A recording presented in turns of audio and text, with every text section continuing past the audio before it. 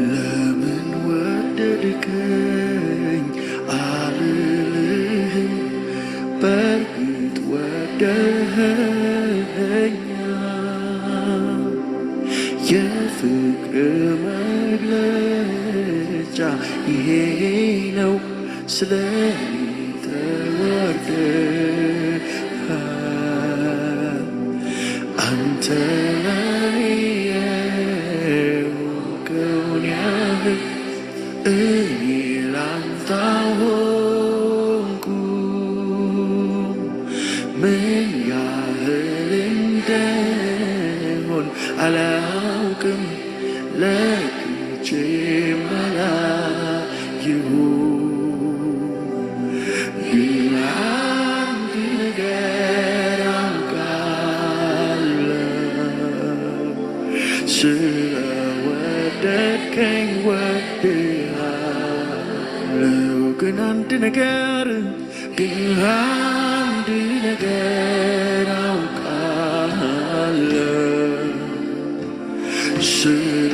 ስለወደድከኝ ወድሃለሁ።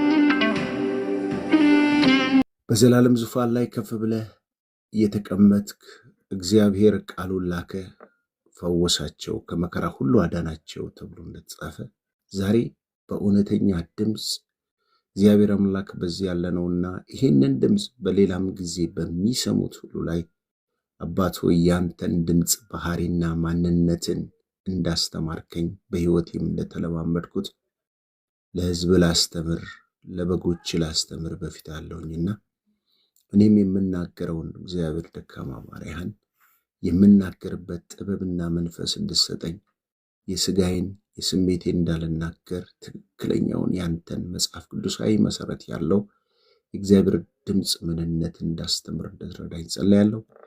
የሚሰሙት ወንድሞቼና እህቶቼ ቅዱሳን ሁሉ እግዚአብሔር አምላክ በፍጹም መፈወስ እንዲፈወሱ ይሄ ድምፅ ማወቃቸው እስከዛሬ ድረስ ድምፅ ካልሆነ ነገር ጋር የተያያዙበት ወይም ደግሞ ልባቸው ያዘነበት ነገር ቢኖር እግዚአብሔር አምላካችን ፈጽሞ ነው። እግዚአብሔር አምላክ እነሆ ፈጽሞ ነው መለየት እስከምንችል ድረስ አንተ እንድትናገረን፣ እንድታሳየን፣ መንገዶችን ሁሉ እንድትጠቁመን በኢየሱስ ጸልያለሁ።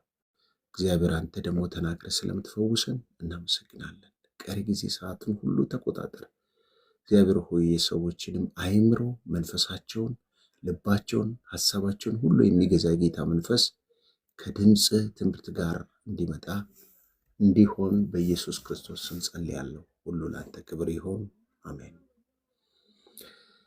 የእግዚአብሔር ድምፅ ምንነት፣ የእግዚአብሔር ድምፅ ምንነትን የምንማርበት ሰዓት ነውና እንግዲህ እግዚአብሔር እድል ሰጥቷችሁ ይህንን ትምህርት እንድትማሩ የዛሬ ጊዜ የተሰየማችሁ ወንድሞችና እህቶች እንኳን በደህና መጣችሁ። ስለዚህ ሁላችሁንም ሰላም እላለሁ በጌታ በኢየሱስ ስም። እህታችን ሌላ ሰላም ነሽ ወይ? ኦኬ። ሚሚ ሰማያዊ ፓስተር እንዴት ናችሁ? ሰላም ናችሁ?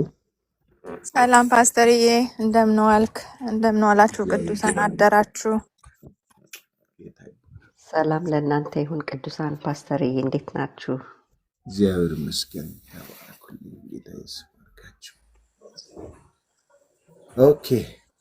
ሻሎም ፓስተርዬ፣ ሰላም ብያለሁ። ነው ተባረክ። እሺ፣ ተባረክልኝ። ዝብዬ ተባረኪ። ማኪ ልሽም እሺ፣ ተባረክ። አና ሰላም ልበላችሁ። አንዳንዶቻችሁና ሰላም አላችሁ። ኦኬ። እሺ፣ እንግዲህ የእግዚአብሔር ድምፅ ምንነት በመጽሐፍ ቅዱሳዊ እይታ ወይም ደግሞ መጽሐፍ ቅዱስ ስለ እግዚአብሔር ድምፅ ምንነት ምን ያስተምረናል? ይህን በጣም ለይተን ማወቅ የሚያስፈልገን በተለይ ዛሬ እኔና እናንተ ባለንበት በዚህ ክፉ ዘመን ውስጥ ሰዎችን ብዙ የሚወዛገቡበት ግራ የሚጋቡበት ዘመን ውስጥ ስላለን በተቻለ መጠን ትክክለኛውን የእግዚአብሔርን ቃል ድምፅ መሰረት ያለውን ማየት መስማት የምንችል ከሆነ እግዚአብሔር በተለየ ሁኔታ ይረዳናል። ስለዚህ ሁላችሁም እንደው በአእምሯችሁ በመንፈሳችሁ ልባችሁን ሐሳባችሁን ከኔ ጋር እንድታረጉ ፈልጋለሁ። ይሄ ትምህርት በህይወት ዘመናችሁ ሁሉ የሚጠቅማችሁ ትምህርት ነው። የሚገርማችሁ ነገር ሌሎች ታብሌቴ ውስጥ ሌላ ብዙ ትምህርቶች ነበሩ፣ ግን ይህን ትምህርት እንዳስተምር በትክክለኛ ውስጥ የሞልቶ ነው። የሚገርማችሁ ነገር እንደዛ ሲሆን ደግሞ ውጤት አለ። ስለዚህ ይሄ የቆሰላችሁ ሰዎች ብትኖሩ፣ በዚህ በእግዚአብሔር ድምፅ የተወዛገባችሁ ሰዎች ብትኖሩ እግዚአብሔር በዚህ ትምህርት ውስጥ እንደሚፈውሳችሁ ተስፋ አድርጋለሁ። ስለዚህ የእግዚአብሔር ድምፅ ምንነት በመጽሐፍ ቅዱስ እይታ ወይም ደግሞ የእግዚአብሔር ድምፅ ምንድን ነው? የመጀመሪያ ደረጃ ይህን ትምህርት በምናይበት ሰዓት ውስጥ የእግዚአብሔር ድምፅ በመጽሐፍ ቅዱስ ውስጥ የእግዚአብሔር ድምፅ ማለት ባጭሩ እግዚአብሔር ፍቃዱን፣ እውነቱን፣ መመሪያውን ለሰው ልጆች የሚገልጥበት መንገድ ማለት ነው። እግዚአብሔር ፍቃዱን፣ እግዚአብሔር እውነቱን፣ እግዚአብሔር መመሪያውን ለሰዎች የሚገልጥበት መንገድ፣ ለእናንተ ለልጆቹ አይደለም ላላመኑ ሰዎችም የሚናገርበት መንገድ። እስከዛሬም እናንተም ወደ ጌታ የመጣችሁት ይህንን የእግዚአብሔርን ፍቃድ ተገልጦላችሁ፣ የእግዚአብሔር እውነት ተገልጦላችሁ፣ የእግዚአብሔርን መመሪያ ተከትላችሁ ለእናንተ ስለተገለጠላችሁ ድምፅ እግዚአብሔር ልታመሰግኑት ይገባል። በተለይ በዘዳግም ምዕራፍ 4 ላይ ምን ይላል? በጣም ራሱ እግዚአብሔር ስለ እግዚአብሔር ድምፅነት ሲናገር ምን ይላል መሰላችሁ? የእግዚአብሔርን ድምፅ ሰምቶ በሕይወት የኖረ ሕዝብ እንደናንተ የለም ይላቸዋል እስራኤላውያን። የእግዚአብሔርን ድምፅ ሰምቶ በሕይወት የኖረ አይገርም? ይገርማል እኮ እኛ ኃጢአተኞች ሆነን ሳለ የእግዚአብሔርን ድምፅ ሰምተን በሕይወት መኖር መቻል ማለት ፍጥረታት ወይም ደግሞ በዓለም ላይ ያሉት በሙሉ የምትመለከቷቸው በእግዚአብሔር ድምፅ ከሌለ ነገር ወደ መኖር የመጡ ናቸው። እግዚአብሔር በፍጥረት ዓለም ውስጥ እግዚአብሔር የመጀመሪያ ድምፁን አሰምቶ አፍ ለአፍ ያናገረው ቢኖር፣ ሰውን ያናገረው ገና በኤደን ገነት ውስጥ ቢኖር እግዚአብሔር ከሰው ጋር ነው። ከአንበሳና ከነብር ጋር አላወራም። እግዚአብሔር ደግ አምላክ፣ የዋህ አምላክ መሆኑ የምታውቁት ድምፁን ያሰማው ለሰው ልጆች ነው። ስለዚህ ይሄ ነው ወገኖቼ፣ እርሱ የእግዚአብሔር መጽሐፍ ቅዱስ ራሱ የመጀመሪያ ስለ እግዚአብሔር ድምፅ ስናወራ ራሱ እኔና እናንተ አሁን እኔ ማስተምራችሁ በእጃችሁ ላይ ያለው በቤተ ክርስቲያን በየጊዜው የምትማሩት በምታገኙበት መድረክ የምትሰሙት መጽሐፍ ቅዱስ ራሱ የእግዚአብሔር ድምፅ ነው። ለምሳሌ ቀላል ምሳሌ ልንገራችሁ። አሁን እኔ የማወራውን ድምፅ በኦዲዮ ወይም በቪዲዮ ሪከርድ ይደረጋል። ቲክቶክም ራሱ ሪከርድ ያደርገዋል። እኔም ሪከርድ ማድረግ እችላለሁ። ያንን ሪከርድ የተደረገውን ነገር እየሰማው ብጽፈው የጻፍኩት ጽሑፍና የሚሰማው ድምፅ ምንም ልዩነት የለንም። እኔ የሚሰማው ድምፅ ወይም ቪዲዮ ቀጥሎ ደግሞ ቪዲዮ ወይም ድምፁ ደግሞ ወደ ፊደል ሲቀየር ምንም ልዩነት። መጽሐፍ ቅዱስ ማለት የእግዚአብሔር ድምፅ ማለት ነው። እግዚአብሔር የተናገረውን በፊደል የተጻፈ ማለት ነው። ድምፁ ወደ ፊደልነት የተቀየረ ማለት ነው። እስትንፋሳዊ ቃል ነው መጽሐፍ ቅዱሳችን። አያችሁ፣ አንዳንድ ጊዜ የእግዚአብሔርን ድምፅ ፍለጋ ከሰው ነው የምንጠብቀው። አጉልቶ ያለምንም እንከን ማይወጣው ፍጹም በብዙ ተፈትኖ ከሰባት ወርቅ ሁሉ የበለጠ የሚለው መጽሐፍ ቅዱስ የእግዚአብሔር ቃል ብቻ ነው። የትኛውም ትንቢት፣ የትኛውም አገልግሎት፣ የትኛውም ነብይነት፣ ፓስተርነት፣ መንፈሳዊነት መለኪያው ቱንቢው የእግዚአብሔር ድምፅ የሆነው የእግዚአብሔር ቃል ነው። አያችሁ፣ ከእግዚአብሔር ቃል ጋር ቁርኝት አረጋችሁ ማለት ከእግዚአብሔር ድምፅ ጋር ቁርኝት አረጋችሁ ማለት ነው። እግዚአብሔር ሚላችሁን ለመስማት አንድ እርምጃ ተራመዳችሁ ማለት ነው። ድምፁና እግዚአብሔር አይለያይም። በእርግጠኝነት የምነግራችሁ ነገር ወገኖቼ ሆይ መጽሐፍ ቅዱስ የእግዚአብሔር ድምፅ ተብሎ ሊጠቀስ የሚችልበት ዋነኛው ምክንያት ከየት አምጥተው ነው ብትሉኝ፣ ራሱ መጽሐፍ ቅዱስ በመንፈስ ቅዱስ መነሳሳት፣ ቅዱሳን ነቢያቶች፣ አባቶች በመንፈስ ቅዱስ መነሳሳት፣ በመንፈስ ቅዱስ ተነርተው የተናገሩት የተጻፉት ስለሆነ ነው። የእግዚአብሔር ድምፅ ይሁን በመንፈስ የተጻፈ ስለሆነ ነው።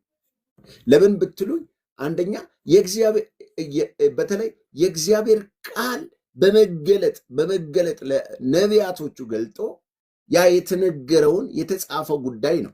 ይህንን ነው የሚናገረው ጴጥሮስ። ጴጥሮስ እኮ ስለ እግዚአብሔር ቃል ሲናገር በሁለተኛ ጴጥሮስ ምዕራፍ 1 ቁጥር 21 ላይ ትንቢት በሰው ፍቃድ ትንቢት ሁሉ በሰው ፍቃድ አልመጣም ይላል። ትንቢት የሚለው እንግዲህ የእግዚአብሔርን ቃል ለማለት ነው። የተጻፈው እጃችን ላይ ያለው 66ቱ መጽሐፍ ቅዱስ በሰው ፍቃድ አልመጣም፣ ነገር ግን ሰዎች ከእግዚአብሔር ዘንድ የተላኩ። አያችሁ፣ ይህም መጽሐፍ ለመጽሐፍ መላክ ያስፈልጋሉ። ቅዱሳን ነው። ማንም ሰው ተነስቶ መጽሐፍ ሊጽፍ ይችላል፣ እግዚአብሔርን ቃል ግን አይተካም። እግዚአብሔርን ቃል አይተካም። ሞርሞን የሚባል እምነት አለ እና ስለ ሞርሞን እምነት እዚህ አፖሎጂክስ የሚል ትምህርት ዲግሪ ላይ ተምሬያለሁ እና ያ መጽሐፍ ዋናው ፕሬዚዳንቱ የዚህ የሞርሞን ፕሬዚዳንት የሚናገረው ቃል ከእግዚአብሔር ቃል ጋር እኩል ነው ብሎ የሚያምን ነው ሞርሞን። እሱ የተናገረውን ቃል ነው ምዕመኑን የሚያስተምረው። ለምን ኢየሱስ የሚናገረውና ሞርሞን የሚናገረውን መጽሐፍ እኩል ነው ብሎ አንዳንድ ጊዜ ፌስቡክ ላይ ታችሁ የሞርሞን መጽሐፍ የሚባል ነገር አለ ማለት ነው። ስለዚህ መጽሐፍ ቅዱስን ሊተካ የሚችል ማንም እንደሌለ የምታውቁት፣ አንደኛ ከእግዚአብሔር መላክ ያስፈልጋል። መጽሐፍ ቅዱስን ለመጻፍ ራሱ ከእግዚአብሔር መላክ ያስፈልጋል። ቅዱሳን ነው እግዚአብሔር በሚያስተምረን መንገድ ወይም ደግሞ እሱ በገለጠልን መንገድ ነው መጽሐፍ ቅዱስ የምንረዳው። ለምን ብትሉ ከእግዚአብሔር ተልከው በመንፈስ ቅዱስ ተነድተው ተናገሩት ነው የሚለው። ከእግዚአብሔር መላክ በመንፈስ ቅዱስ መነዳት ይሄንን የእግዚአብሔርን ቃል። ስለዚህ ነው መጽሐፍ ቅዱስ ከእግዚአብሔር ጋር የማይለያየው። የእግዚአብሔር መንፈስና መጽሐፍ ቅዱሱ አንድ ናቸው የምንለው ከዚህ የተነሳ ነው። እግዚአብሔር በመንፈስ ቅዱስ አማካኝነት ተልከው የጻፉት መጽሐፍ ነው። ለዚህ ነው መጽሐፍ ቅዱስ በተለይ ጳውሎስ ሲናገር ከልጅነት ጀምሮ የእግዚአብሔርን ቃል ሰምተሃል ይለዋል። ተምረሃል፣ ሕይወት ያለበትን መጽሐፍ አውቀሃል። ያ መጽሐፍ ቅዱስ ደግሞ ከልጅነት ጢሞቴዎስን ነው ጳውሎስ የሚናገረው። ከልጅነት ጀምሮ ነው የሰማኸው። የሚገርም እኮ ነው። እንደዚህ ይላል፣ አንተ ግን የተማር እንዲህ ይላል ቁጥር 15 ሁለተኛ ጢሞቴዎስ ምዕራፍ 3 15 ላይ ከሕፃንነት ጀምረ ክርስቶስ ኢየሱስን በማመን መዳን የሚገኝበትን ጥበብ ሊሰጡ የሚችሉ ቅዱሳን መጽሐፍትን አውቀሃል ይለዋል ጳውሎስ ጢሞቴዎስ። አውቀሃል፣ ቅዱሳት መጽሐፍትን አውቀሃል። የእግዚአብሔር ሰው ፍጹምና ለበጎ ስራ ሁሉ የተዘጋጀ ይሆን ዘንድ የእግዚአብሔር መንፈስ ያለበት መጽሐፍ ሁሉ ይላል። አያችሁ፣ የእግዚአብሔር መንፈስና እግዚአብሔር ልዩነት የለውም። የእግዚአብሔር መንፈስ ያለበት መጽሐፍ ሁሉ ለትምህርት፣ ልብን ለማቅናት፣ በጽድቅ ላለው ምክር፣ ለነገር ሁሉ ይጠቅማል ይላል። አያችሁ፣ እኔና እናንተ አሁን እኔ ማስተምራችሁ ሌሎች ሰዎችም የሚማሩት ወይም ደግሞ የሚያውቁበት ትልቁ መሰረቱ ምንድን ነው ብትሉኝ፣ መጽሐፍ ቅዱሳችን የተጻፈው ሕይወታችንን ለማነጽ፣ ለመምከር፣ ለማስተካከል፣ ልባችንን ለማቅናት፣ ፍጹም ለመሆን፣ ለአገልግሎት ሊያዘጋጀን፣ ለልዩ ልዩ ነገር ይጠቅማል። ለምን ብትሉ የእግዚአብሔር መንፈስ አለበት። በእግዚአብሔር መንፈስ ነው የተጻፈው። እኔና እናንተ መንፈስ ያለበት ቃል ስለሰማን የተለወጥ ነው እንጂ ዋዛ አይደለንም ለመለወጥ። አሁን የእግዚአብሔርን ቃል እንኳን ለማስተማር ሰው ትዕግስት የለውም ጎበዝ። እና እግዚአብሔር ይህንን እድል ሲሰጠን ይሄ የእግዚአብሔር ድምፅና የእግዚአብሔር ቃልና መጽሐፍ ቅዱስ ልዩነት የለው። ኦኬ፣ አሁን ባጭሩ የእግዚአብሔርን ድምፅ መለየት ወይም ደግሞ ስለ እግዚአብሔር ድምፅ መለየትን በተመለከተ ምን ያህል የእግዚአብሔር ድምፅን ከሌላ ድምፆች መለየት እንችላለን?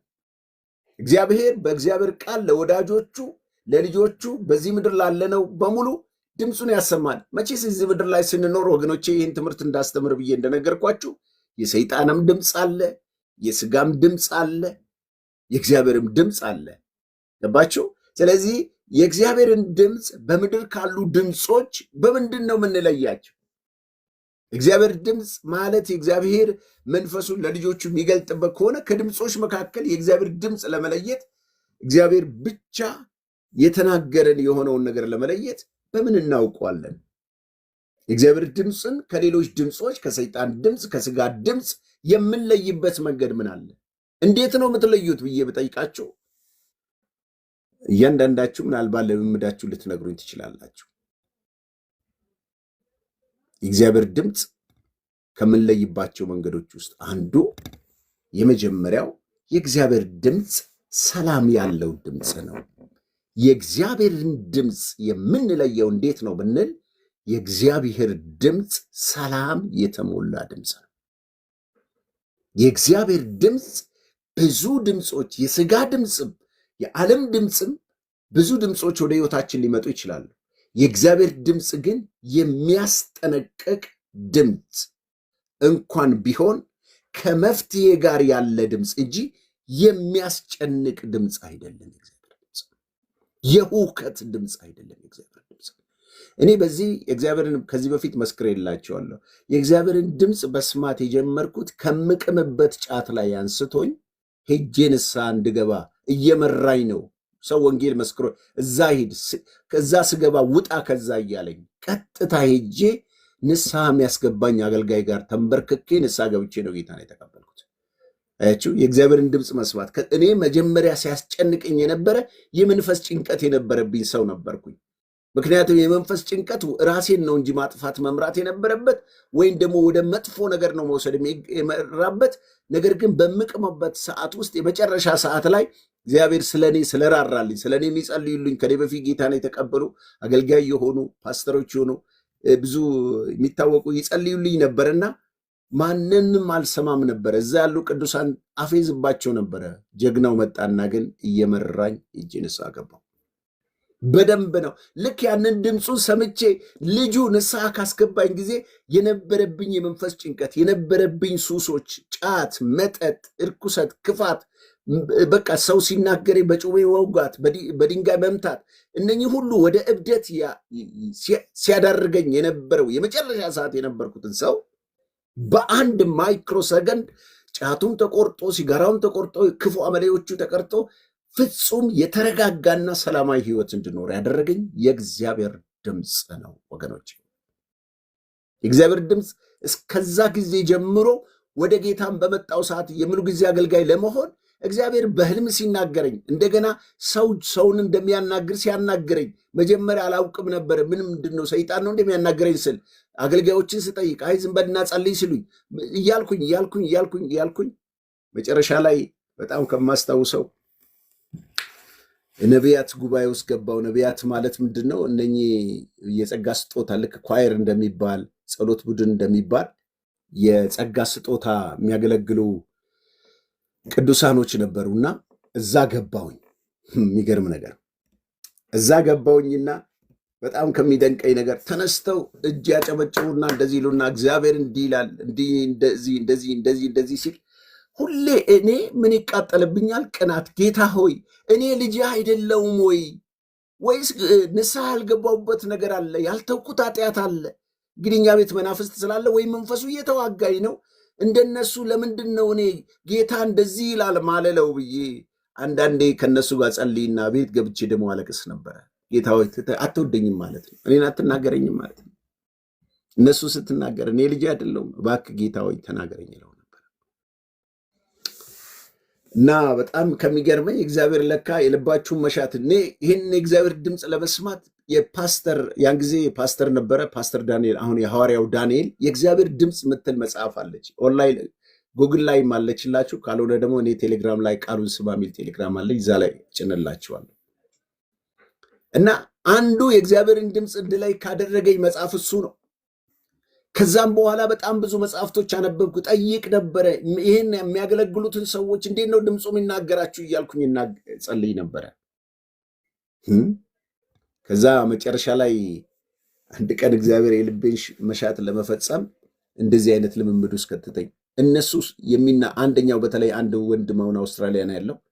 እሱ የሚናገረው የሚያየውን ራእይ እኔ አስቀድሜ ማየት ጀመርኩ። የሚገርመው ነገር እሱ የሚያየውን መገለጥ እኔ አስቀድሜ አይጀመር። ከዛ ተነስቶ እሱ የሚያየውን መገለጥ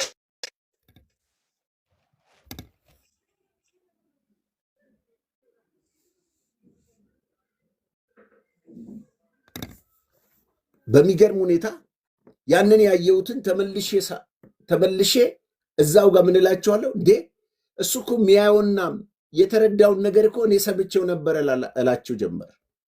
እንግዲህ የልጅነት ወሬ ነው ማወራችሁ። ወደ ጌታ የመጣሁበትና ትንሽ 1-2 ዓመት በሆነብኝ ሰዓት ውስጥ የሆነውን ታሪክ ነው የምነግራችሁ። በጌታ ሆኜ ማለት ነው። ከዛ እየዋለ እያደር ሁሌ እየደጋገመ ሲናገረኝ እግዚአብሔር ለካ እኔንም ትናገረኛለህ ማለት ውስጥ ደረስኩኝ። ለዛ ደረስኩኝ ወገኖቼ። እግዚአብሔር በጎቼ ድምፄን ይሰማሉ ይከተሉኛል እንደተባለው እግዚአብሔር ድምፁን ያሰማኛል ለማመደኝ ነበር። መጨረሻ ላይ በጣም ይህንን ድምፅ እያደገ ሲመጣ አንድ ቀን እነሱ እንደሚሰሙት ስለ ጸጋ ስጦታ አንድ ወንጌላዊ ነበር አስተማረን። ከዛ በኋላ ያንን እያስተማረን እያለ አንድ ራእይ አየሁኝ። እኔም እንደ ሰው ተራው ደረሰኝና በጣም ከቆየው በኋላ አንዲት አህያ በጨለማ ውስጥ ታስራ ገመዱን ለመበጠስ ስትታገላየው። ደግሞ እዛ ሮብ የፈውስ ፕሮግራም ላይ ነበርና ከዛ በኋላ እጅ አጨብጭቦ ነው ሰው መልእክት የሚናገረው። ከዛ እጄን ሳጨበጭብ ፍርሃት መጣብኝ፣ ሰውነቴ ተንቀጠቀጠ። ወይኔ እኔም በተራይ ልናገር ነው። ደግሞ ለዛውን ጉባኤ መሃል ነው፣ ትንሽ ጉባኤ ነን ግን በጣም ጉባኤ መሃል ነው። ከዛ እንደዚህ ያልኩ እየተንተባተብኩ አንዲት አህያ አያለው፣ ገመድ አያለው፣ እግሯ ላይ ታስሮ አያለው። ጌታ እንደዚህ ይለኛል፣ አሁን እዚህ ጉባኤ መካከል ተጨንቀሽ ያለሽ ውጪ ይጸለይልሽን አንድ እህት ሮጣ መታ እግሬ ስር ድፍት አትልም። በጌታ በኢየሱስ እናንተ የሆነ እንደ ኤሌክትሪክ በቃ የሆነ በቃ ማላውቀው ስሜት ተሰማ። ምክንያቱም እኔንም እግዚአብሔር ለካ ይሰማል፣ ለካ ሰው እንቆቅልሽ ይፈታለሁ ብዬ እንግዲህ በልጅነት አይምሮ የሆነ ነገር ነው በነገራችሁ። ያቺት ጌታ የባርካት አይኔን ከፈተችልኝ እና ምን ልላችሁ ፈልጌ ነው፣ እግዚአብሔር ይናገራችኋል። አይናገረኝም አትበሉ። የሚናገረው ሌላ ሰፈር አድርጋችሁ ስለወሰዳችሁት ነው። እግዚአብሔር እንግዲህ ሲናገር መለያው ምንድን ነው? ድምፁ ሰላም ያለበት ድምፅ ነው። ይኸው ላንብብላችሁ መዝሙር 85 ቁጥር 8 እግዚአብሔር አምላክ የሚናገረውን እሰማለሁ። እግዚአብሔር አምላክ የሚናገረውን እሰማለሁ እና ስሰማ በምን ታውቀዋለህ ብትሉኝ፣ ሰላምን ለሕዝቡ ለቅዱሳኑ ልባቸው ወደ እርሱ ለሚመልሱት ይናገራል። ሰላምን ነው የሚናገረው የእግዚአብሔር መንፈስ። እየታወካችሁ እየተወቀሳችሁ ሰውነታችሁ እየተርገፈገፈ በማይገባ ነገር ውስጥ አትግቡ። እግዚአብሔር በሌለበት ውስጥ እግዚአብሔር አይከታችሁ። የሁከት መንፈስ አልተቀበልም። የሰላም መንፈስ ነው። የኢየሱስ ክርስቶስ ድምፅ ሰላም ያለበት ድምፅ ነው። ለሕዝቡ ሰላምን ለቅዱሳኑ ልባቸው ወደ እርሱ ለመለሱት እግዚአብሔር ይናገራል። አይናገርም ብለው የሚሉ ትምህርቶች ስላለ ነው። በእርግጠኝነት ነግራችሁ እግዚአብሔር ይናገራል። ካልተናገረማ እንዴት እስከዛሬ ጌታን ተከተሉ? ያው የዘመኑ ነቢያቶች ትንሽ በእግዚአብሔር ድምፅ ላይ ኢሜጃችንን ይሄ እግዚአብሔርን ድምፅን ትምህርት ስላቆሸሹብን ስላገደፉብን እውነት አይጨፈለቅም ወገኖች። የሐሰት መልእክት እያመጡ ከአጋንንት ሰምተው በየጠን ከመናፍስቱ ዓለም በተለይ ናይጄሪያ፣ ጋና ያሉትን ክርስቲያኖችን ብታዩ ከመናፍስቱ ጋር ኮኔክት አድርገው ቀለበት በእጃቸው አስገብተው ህዝቡን ልክ ይሄ ሳይኪክ እንደሚባል የህዝቡን አይምሮ እያነበቡ እንደዛ የሚያወዛግቡ ባጋንንት የሚጠቀምባቸው አገልጋዮች እንዳሉ እንዳትረሱ። እንደዛ እነሱ ስለዋሹ ኢየሱስ ክርስቶስ በነበረበት ሰዓት እኮ ሐሰተኛ ነቢያቶች እንዳሉ ጌታ ተናግሯል። ከፍሬያቸው ታውቋቸዋላችሁ ይላል። በነ ጳውሎስ ላይ እኮ ብዙ ነቢያቶች እንደነበሩ ይታወቃሉ። ጳውሎስን እስከ መደብደብ የደረሱ አገልጋዮች እንደነበሩ ሐሰተኛ እንዳሉ ይታወቃል። በኢየሱስም ዘመን በጳውሎስም ዘመን ካለ በእኛም ዘመን ዛሬ ይኖራል። ስለዚህ እነሱ ስላሉ መልካሙን የእግዚአብሔርን ድምፅ ግን አልሰማም እንድትሉ አያስፈልግም። እኔ ከዛሬ ጀምሮ ማንም እንዲናገረኝ አልፈልግም ሲሉ እሰማለሁ። ለምን እንዴ? እሱ ከስጋው ተናገረ። መጽሐፍ ቅዱስ በዘዳግም 18 መጨረሻ ላይ አንድ ነቢይ በዚህ እግዚአብሔር የተናገረኝን እንዴት መለየት እችላለሁ ብለህ ብትል ይላል። እዛው ዘዳግም 18 መጨረሻ ላይ ሄዳችሁ አንብቡ ብትል አንድ ነቢይ በዚህ ጊዜ ይሆናል ወይም ይመጣል ብሎ ያ የተናገረው ባይሆንና ባይመጣ ከገዛ ልቡ ነውና የተናገረው አትፍራው ነው የሚለው። አያችሁ፣ ከገዛ ልባቸው የሚናገሩ ሰዎች አሉ። ስለዚህ ከእግዚአብሔር የሚናገሩትን አልሰማም ማለት አይገባችሁ። በመሰረቱ ሚዲያውን የተቆጣጠሩት እኔ በትምህርቱም ገፍቼበታለሁና ሚዲያውን የተቆጣጠሩ አብዛኛውን ፐርሰንት የእግዚአብሔር ድምፅ ሐዋርያት ጋር ቀረ ብለው የሚሉ አስተማሪዎች ናቸው የበዙበት፣ መድረኩን የያዙት ብዙ ተከታዮች ያላቸው። እንደዛ ብለው ነገር የለም። እግዚአብሔር ካልተናገርማ ቸርች የለችም። የእግዚአብሔር ድምፅ ውጤት ነች ቤተክርስቲያን። ቤተክርስቲያን ቁጭ ብለን ሁለት የምንካፈለው እኮ ቃል እግዚአብሔር ድምፅ እኮ ነው። እኔ አሁን ማስተምራችሁ እኮ እኔን አልፎ ተጠቅሞ እያስተማራችሁ ያለው የእግዚአብሔር ድምፅ እኮ ነው። እግዚአብሔር በአንድም በሌላ ይናገራል። አይናገርም ብላችሁ የሰማችሁ ሰዎች ካለ ጥጡን ከጆሮአችሁ ውስጥ አውጡ። እግዚአብሔር ይናገራል። ባይሆን እንዴት እንለየዋለን ካላችሁ፣ ሁለተኛ ነጥብ የእግዚአብሔር ድምፅ እረፍትና ይሄ ገራገርነት ያለው ድምፅ ነው። እረፍት የተሞላና ገራገርነት ያለው ድምፅ ነው። እረፍት ደስ የሚያስቅ የሆነ እፎ የሚያስቅ ቅድም ነገርኳቸው አይደል? እኔ እግዚአብሔር መራኝና ከዛ ጸለየልኝ፣ ንስሐ አስገባ፣ ወንድሜን የምታስጨንቅ ከሌላ ሂድ ብሎ እንዲበላለኝ እንዲያልኩኝ ወዲያውኑ ሰላሜ ተመለሰ። ጫት ያላመጣውን ዓለም ያላሰጠችኝን ሰላም ተመለሰ። ጌታ ኢየሱስ ክርስቶስ እንደዚህ ነው የሚለው ዮሐንስ ወንጌል 14:27 ነው። ሰላሜን እሰጣቸዋለሁ፣ ሰላሜን እተውላቸዋለሁ። እኔ የምሰጣችሁ ሰላም ዓለም እንደሚሰጣችሁ አይደለም። ስለዚህ ምን ልባችሁ አይፍራ፣ አይታወክ። ወገኖቼ የዓለም ሰላም ሁከት አለበት። የኢየሱስ ሰላም ግን ረፍት ነው። በጣም ደስ ከሚለኝ እኔ እንደምሰጣችሁ ሲል ኢየሱስ ምን ማለት ነው ብዬ አጥንቻለሁ ከዚህ በፊት። አያችሁ፣ እኔ የምሰጣችሁ ሰላም ዓለም እንደሚሰጣችሁ አይደለም። እናንተ የምትሰጡት የቱን ነው? እኔ ሰላሜን እሰጣችኋለሁ፣ ቀጥሎ ሰላሜን ተውላችኋለሁ። ምን ማለት እንደሆነ ታውቃላችሁ? እናንተ እጅ ያለው የኢየሱስ ሰላም የተተወላችሁ ሰላም ነው። ተመልሶ ማይወስድባችሁ ሰላም፣ የቀረላችሁ ሰላም ነው። ሰላማችሁ እንደ ወንዝ ይፈሳል። ቢጎልባችሁም ቢሞላላችሁ፣ ብታገኙም ብታጡ፣ በሐዘንም ቢሆን በደስታ፣ በመገፋት ቢሆን በመወደድ፣ በሁሉም ወቅት ከእናንተ ጋር የቀረ የተተወ ሰላም አላችሁ ወገኖች። ዓለም እንደዛ ዓለም ከፍላ ነው። እኔ በጣም ያንገላታኝ ዓለም እንግዲህ ሐረር ውስጥ የተወለደ ሰው አስቡ። ዓለም በደንብ አድርጋ ጢባጢቤ የተጫወተችብኝ ሰው ነበርኩ። በደንብ የዓለምን ጭንቀት አውቀዋለሁ። የመናፍስትን እስራት አውቀዋለሁ። የክፋትን ጥግ፣ የአመፅን ጥግ፣ የርኩሰትን ጥግ አውቃለሁ። ኢየሱስ መጥቶ በአንድ ድምፅ ብቻ ሕይወቴን አረጋግቶ ያንን ሁከት ሁሉ ከላይ ላይ የቀረ ይኸው ሳይወስድብኝ ከ1985 ጀምሮ እስከዚህ 2018 ድረስ ያ ሰላም ልቤ ውስጥ አለ። የተተወ ሰላም ማለት ይሄ ነው። ያ ሰላም ተርፎኝ እናንተን እያስተማርኳችሁ ነው። ያ ሰላም ለብዙዎች እንድጠቅም አድርጎኛል። ለምን አልወሰደብኝማ። ዓለም ግን ገንዘብ ስከፍል ነው ምቅመው፣ ገንዘብ ስከፍል ነው ምጠጣው፣ ገንዘብ ስከፍል ነው ምዘሙተው፣ ገንዘብ ስከፍል ነው የሆነ ነገር ማግኘት ምችለው። በነፃ የለም። ያውም ገንዘቡን ከፍዬ ቅሜ ያ የቃምኩት ወይም የጠጣሁት አልኮል ባለቀ ጊዜ ተመልሰ ተጨማሪ እንደገና ሙላበት ትለኛለች ዓለም። ያለምንም ሰላም፣ ያለ ገንዘብ ሰላም፣ ኢየሱስ የሰጣችሁ ሰላም ዛሬም ከእናንተ ጋር ነው ወገኖች። ይሁን ቀላል እንዳይመስላችሁ። አንድ ቀን እግራችሁን አውጥታችሁ ብታዩት ኢየሱስ የሰጣችሁን ሰላም ታደንቃላችሁ ቅዱሳን ሆይ። ስለዚህ የእግዚአብሔር ድምፅ በምን ያስታውቃል ብትሉ በእረፍት የተሞላ ውስጣችሁን ገራገር ያደርጋችኋል። የእግዚአብሔር ድምፅ የሚመራው ድምፅ ነው እንጂ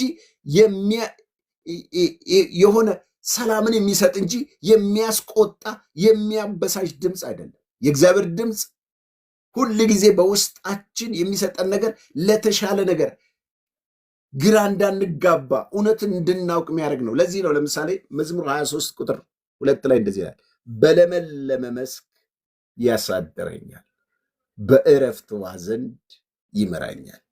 ያችሁ የእግዚአብሔር ድምፅ እናንተ ጋር ሲመጣ በለመለመ መስክ ነው የሚመራችሁ። በዚህ ሂጂ ልጄ ሆይ፣ በዚህ ግባ ልጄ ሆይ፣ እዚህ ጋር ረፍ፣ እዚህ ጋር ቁጭ በል፣ ያን ያዝ፣ ያንን ተው ይላቸዋል። የሚገርማችሁ ነገር እኔ በህይወቴ ብዙ መሰክረው ነገር አለኝ። በአገልግሎቴ ውስጥ በተለይ ብዙ ሰዎች የተጠቀሙበት አገልግሎት ከጊዜው አንጻር እሱ አሁን ባያስፈልግ። ስለዚህ የእግዚአብሔር ድምፅ አንዱ እረፍት የተሞላ ድምፅ ነው። ሌላው የእግዚአብሔር ድምፅ የምንሰማው በልባችን ነው። ልዩነቱ እሱ ነው፣ በአይምሮ አይደለም። እስቲ ቆይ ትንቢቱን ይናገር እስቲ ከጌታ ነው ወይስ ቆይ እስቲ ልለየው፣ ውሸት ይሄ የአይምሮ ወሬ ነው፣ የአይምሮ ጨዋታ ነው። ሲጀመር የእግዚአብሔር ድምፅ ልባቸው ለተሰበረ እግዚአብሔር ቅርብ ነው ይላል። እግዚአብሔር ልባቸውና መንፈሳቸውን የተሰበረና የተቀጠቀጠው መንፈስ እግዚአብሔር አይንቅም ይላል። ሰማይ ዙፋኔ ነው፣ ምድር የእግሬ መረገጫ፣ ለእኔ የምትሰሩልኝ ቤት ምን አይነት ነው? በቃሌ ወደሚንቀጠቀጠው ትሑት ወደሆነው ሰው እመለከታለሁ ይላል። ልብ ትሑት ሳይሆን፣ ልብ ሳይንቀጠቀጥ፣ ልብ ገር ሳይሆን በስጋ አይምሮ 1 ቆሮንቶስ 2:14 ላይ ይሄ ስጋዊ ሰው በመንፈስ ወይም በአይምሮ መንፈስ ይመረምራል፣ የእግዚአብሔርን ነገር አያስተውልም፣ ሞኝነት መስሎ ይቆጥረዋል ይላል። እኛ ግን የክርስቶስ ልብ አለን፣ ሁሉን እንመረምራለን ይላል። ለይተን እናውቃለን። አያችሁ፣ በስጋ አይምሮ የእግዚአብሔር ድምፅ መለየት አይቻልም። ሰው ከእግዚአብሔር ድምፅ እየመጣ በስጋው ይሰማና ካልጣመው ሂድ ከስጋ ነው ይላል። እግዚአብሔር ተናግሮስ ቢሆን ከእግዚአብሔር ድምፅ ጋር እኮ ተላለፍን ወገኖች። ይሆን አንዳንድ ጊዜ የተቀረቀረ ትምህርቶችን ሰማና የእግዚአብሔር ድምፅ ሪጀክት እናደርጋለን። ህይወታችን ሪጀክት ይሆናል ማለት ነው። ስለዚህ ንስሐ ልንገባ ይገባል። ታስታውሳላችሁ፣ እግዚአብሔር ድምፅ በልባችን ነው የሚናገረው። ታስታውሳላችሁ፣ ኤልያስ ማነው ሳሙኤል ገና በልጅነቱ እናቱ መታ ቤተ መቅደሱ ስታስቀምጠው ሳሙኤል ሳሙኤል የሚል ድምፅ ሰማ። በስጋ ጆሮ ነው የሰማው። ልክ በስጋ የሰማ ወይም ደግሞ የጠራው ኤሊ መስሎት አቤት እሰማለሁ ብሎ ኤሊ ጋር ሄደ። እኔ አልጠራሁም ሂድ እዛው ተኛ አለው። አሁንም ተመለሰ ሳሙኤል ሳሙኤል አለው። አሁንም የጠራው መስሎት መሰለውና ሄደ። ኧረ እኔ አልጠራሁም፣ ይሰማሃል ተናገር በለው አለው። ለካ እግዚአብሔር ነበረ። ሳሙኤል ተናገረው ስለ ልጆቹ፣ ስለ ኤሊ ልጆች፣ ራሱ ስለ ኤሊ፣ ስለ እነሱ ፍጻሜ እንዴት እግዚአብሔርን ቤት እንደተዳፈሩ ምስጢራትን ገለጠ፣ ተናገረው። አያችሁ፣ በልባችን ነው የምንለየው፣ በውስጣችን ነው የምንሰማው። በጆሮ በተፈጥሮ ሊትራል በሆነ ጆሮ አይሰማም የእግዚአብሔር ድምፅ። እንደዛ የተናገራቸው ሰዎች ሊኖሩ ይችላሉ፣ ለምሳሌ እንደ ሙሴ አይነቶች። ግን እግዚአብሔር የሚናገረው በልባችን ነው። ለዚህ ነው እንደዚህ ይላል በሆሴዕ ምዕራፍ 2:16 ላይ እነሆ፣ ይኸው ተመልከቱ ወገኖች፣ ይሁን አባብላታለሁ፣ ወደ ምድረ በዳ አመጣታለሁ፣ ለልቧ እናገራለሁ። ለልብ ነው የሚናገረው እግዚአብሔር። ልብ ካለን እንግዲህ ለልብ ነው የሚናገረን። ስለዚህ እናስተውል። የሆነ ድምፅ ሲባል ውዝግብግብ የምንልበት የሆነ የለመድነው እዚህ ጋር ሚሚ ሌላ ብሎ ሚላን የሆነ ድምፅ ስለምንጠበቅ አይናገረኝም እንዴ እንላል። ኖ ስትጸልዩ፣ ለምሳሌ እስቲ እዚህ ቁጭ ብላችሁ አይጨርስም እንዴ? ለምን አትወጪም እንዴ? ስራ አለብሽ፣ ምን ታደርጋለች? እስከ መቼ ነው እዚህ ቁጭ ብትዩ ብል ይሄን ድምፅ የማይሰማ ሰው አለ? እውነት የሰይጣን ድምፅ ሰው ለመስማት ቀላል እኮ። እንደዚህ በይው፣ አስቀይሞ ኮን ተናገሪው፣ ልኳን ንገሪያት። ማን ከማን ያንሳል? አላበዛችሁም እንዴ? ለማንኛውም ከቸርች ስመለስ አሳያታለሁ። ይሄንን በይ የሚለው ማን ነው? አጅሬ እኮ ነው። አዎ አንቺ ራስሽን አስናቅሽ እኮ። እንዴት እንደዚህ ትናገርሻለች? እንዲህ ብትናገርሽ እንዲህ አትመልሽም? ራስሽን አስደፍር። ዘራፍ። እውነትህን ነው። ቆይ ሲሄድ እኔ ልኳን ነግደ እንደዚህ ሰው ተግባብቶ ሄዶ የሚጣላ ሰው አለ እኮ። ትቶ መሄድ ከመንፈሳዊ ገበታ ላይ ትዝ ይላችኋል። ኢየሱስ ባለበት ገበታ ላይ ይሁዳ ሐሳብ ገባበት፣ ሰይጣን ሐሳብ አስገባበት ይላል። ይሁዳ እንዳያመልጥ እቺ ቻንስ፣ አሁን ሂድና ከፈሪሳያኖቹ 30 ብር ተቀበል፣ እቺን ሰውዬ አሳልፈ ሲለው ብድግ አለ። አንተ ኢየሱስ እንደዚህ አለ፣ ከእናንተ መካከል ሐሳብ እንደገባበት ተረድቶ ከእናንተ መካከል አንዱ የዲያብሎስ ልጅ ነው አሳልፎ ይሰጠኛል አለ። ኢየሱስም ሰማ፣ ይሁዳ ሰማ። ይሁዳ የሰማው የሰይጣንን ነው፣ ኢየሱስ የሰማው የአባቱን ድምፅ ነው። የራሱ ለየ ማለት ነው። አያችሁ፣ ይለያል። እግዚአብሔር ለልባችሁ ይናገራቸዋል። አይናገረኝም አትሉ። አንዱ እግዚአብሔር በልብ ስለሚናገር፣ ሌላው የእግዚአብሔር ድምፅ በቀጣይነት የምንሰማው ድምፅ ነው። በተለይ ወገኖቼ ከራሴም ልምምድ ብነግራችሁ ነገር ቀስ እያለ እግዚአብሔር በሚገባችሁ ቋንቋ፣ ለምሳሌ የራሳችሁን አሁን የተወለደ ሕፃን ልጅን 6 ወር 4 ወር 1 ዓመት እስከሚሞላው ድረስ በየቀኑ የድምፅ መለየት ልምምድ ውስጥ ነው የሚገባው። ራሳ የወለዳችሁ ሰዎች ታውቃላችሁ። ለምሳሌ የእናቱን ድምፅ ሲሰማ ብሎ ያለቅሳል። የአባቱን ድምፅ ሲሰማ ደግሞ ደስ ብሎት ወይም የሆነ እናቱን እንድታጠባብ ነው አባቱን ሲያገኝ እንዲያነሳው የሆነ መሳቅ መወራጨት ይል። ልክ ሲያያችሁ የሚያሰማችሁ ድምፅ አለ። ድምፃችሁን ይለያል። ገና ከበር አይደለም እንኳን አይደለም ሰው ሕፃን ልጅ የገዛ ውሻችሁ ገና ቤቶች አላችሁ ሲል ውው ብሎ ዘሎ መጥቶ ላያችሁ ላይ ይጠመጠማል። ድምፃችሁ ሰምቶ ሳያያችሁ ማለት ነው። ሰው በተፈጥሮ ይሄን ያህል የመስማት አቅም ካለው የእግዚአብሔር ድምፅን ለመለየት ለምንድን ነው የሚቸገረው ታዲያ? ስለዚህ ወገኖቼ የእግዚአብሔር ድምፅ በእንደዚህ አይነት መንገድ መለየት ይቻላል።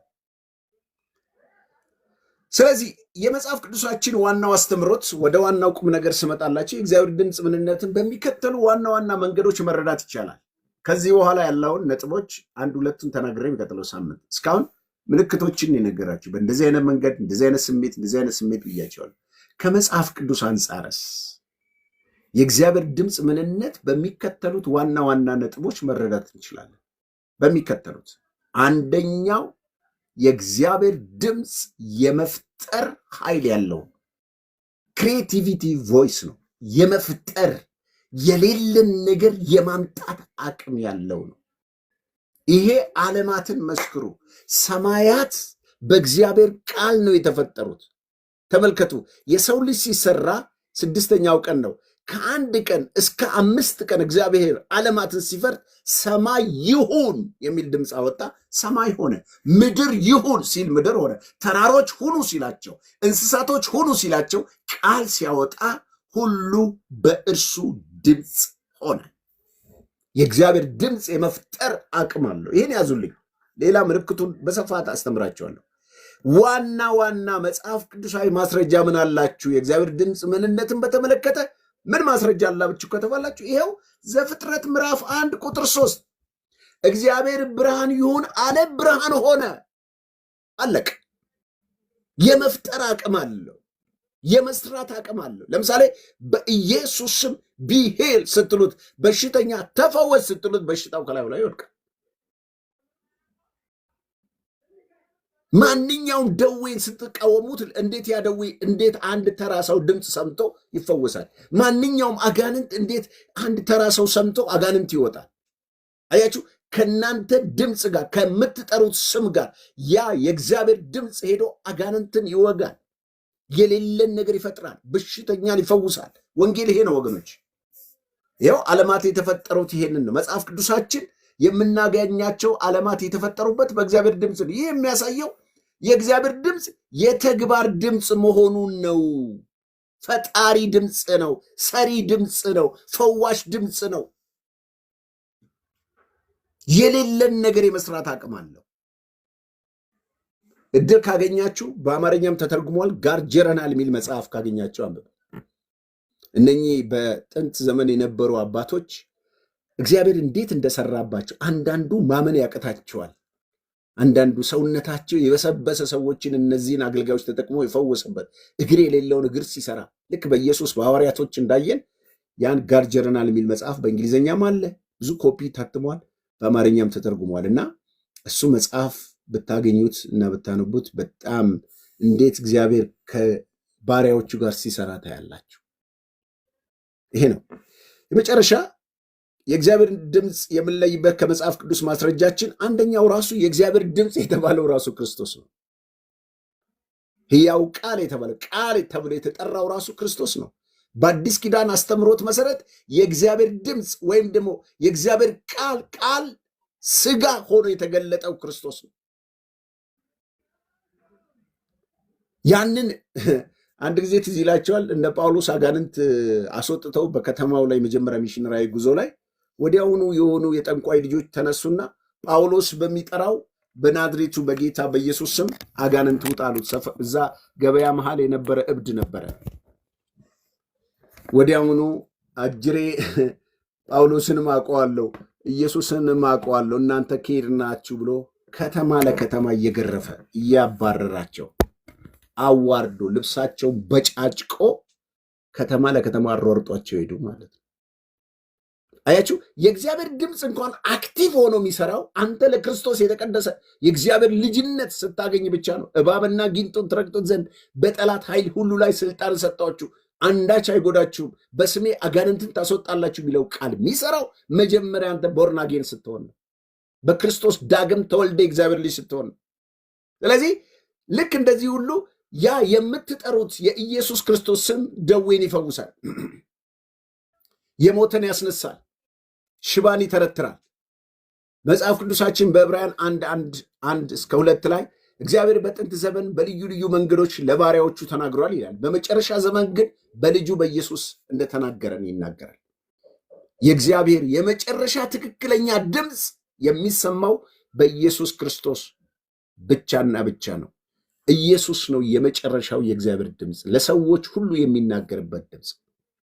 ስለዚህ መጽሐፍ ቅዱሳችን ማስረጃው አንደኛው የእግዚአብሔር ድምፅ ራሱ ክርስቶስ መሆኑን ይናገረናል። ስለዚህ በዚህ ድምፅ እንድንመራ ያስፈልጋል። ሌሎች ነጥቦችን ደግሞ ቀስ እያለን የሚቀጥለው ሳምንት እናያለን። አልጨረስኩትም። እግዚአብሔር አምላክ ይባርካችሁ። እንግዲህ እስካሁን የተናገርኩት ምንድን ነው? አንደኛ የእግዚአብሔር ድምፅ ማለት ምን ማለት ነው የሚለውን ከልሼላችሁ ልጨርስ። የእግዚአብሔር ድምፅ ባጭሩ ያለፈው እስካሁን የነገርኳችሁ የእግዚአብሔር ድምፅ የእግዚአብሔርን ፍቃድ፣ የእግዚአብሔርን እውነት፣ የእግዚአብሔርን መመሪያ ለሰዎች የሚገልጥበት መንገድ ማለት ነው። የእግዚአብሔር ድምፅ የእግዚአብሔርን ፍቃድ፣ የእግዚአብሔርን እውነት፣ የእግዚአብሔርን መመሪያ ለሰዎች የሚገልጥበት ነው። ስለዚህ መጽሐፍ ቅዱሳችን የእግዚአብሔር ድምፅ ተብሎ ሊጠቀስ የሚችልበት ዋናው ምክንያት ለምንድን ነው? ለምሳሌ አንዱ የእግዚአብሔር ድምፅ ቅድም ክርስቶስ ነው እንዳልኩት መጀመሪያ ላይ ራሱ ቃሉ የእግዚአብሔር ድምፅ ነው። ምሳሌ ነገርኳችሁ። ድምፃችሁን ሪከርድ ያደርጋችሁትን ብትጽፉት ጽሁፉና ድምፁ እናንተ እንደማትለያዩ መጽሐፍ ቅዱስ የእግዚአብሔር ድምፅ ነው ብያቸው። በምን ማስረጃ ነው ብትሉኝ፣ በመንፈስ ተነድተው አባቶች የተናገሩት ስለሆነ ከእግዚአብሔር የተላኩ በመንፈስ ተነድተው የተናገሩ ስለሆነ የእግዚአብሔር መንፈስ። ሌላው የእግዚአብሔር መንፈስ ያለበት መጽሐፍ ሕይወትን የሚለውጥ የሚያንጽ፣ የሚቀይር ለበጎ ስራ የሚያዘጋጅ ስለሆነ የእግዚአብሔር ድምፅ ማለት ራሱ መጽሐፍ ቅዱስ ነው።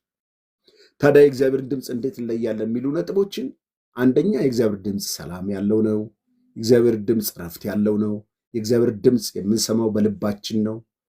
የእግዚአብሔር ድምፅ ደግሞ በየዕለቱ እግዚአብሔር በሚገባን መንገድ የሚናገር ነው። ሌላው የእግዚአብሔር ድምፅ በውስጣችን የሚያናውጥ፣ ይሄ የቃዴስን ምድረ በዳ ያናውጣል እንደሚል እንደዚህ አይነት የሊባኖስን ዝግባ ይቆርጣል እንደሚል ኃይል ያለው ድምፅ ነው። በደንብ እንማራለን በዚህ ዙሪያ ላይ በተለይ እንደ መግቢያ ስለነገርኳችሁ። ከዛ ውጭ የእግዚአብሔርን ድምፅ በመጽሐፍ ቅዱስ አስተምሮት መሰረት ምንድን ነው ብያቸዋለሁ። አንደኛ የመፍጠር ኃይል ያለው ድምፅ ነው። ድምፁ እግዚአብሔር ብርሃን ይሁን አለ፣ ብርሃን ሆነ በድምፁ። ሌላው የእግዚአብሔር ድምፅ ራሱ ጌታ ኢየሱስ ክርስቶስ ነው። በአዲስ ኪዳን በዕብራውያን ምዕራፍ 1 ከ1 እስከ 2 እግዚአብሔር በጥንት ዘመን በልዩ ልዩ መንገድ ተናገረ፣ በመጨረሻ ዘመን ግን በልጁ በኢየሱስ እንደተናገረና የእግዚአብሔር የመጨረሻ ድምፅ ልጁ እንደሆነ ይህንን ዛሬ አይተናል። ጌታ ኢየሱስ ክርስቶስ ይባርካችሁ።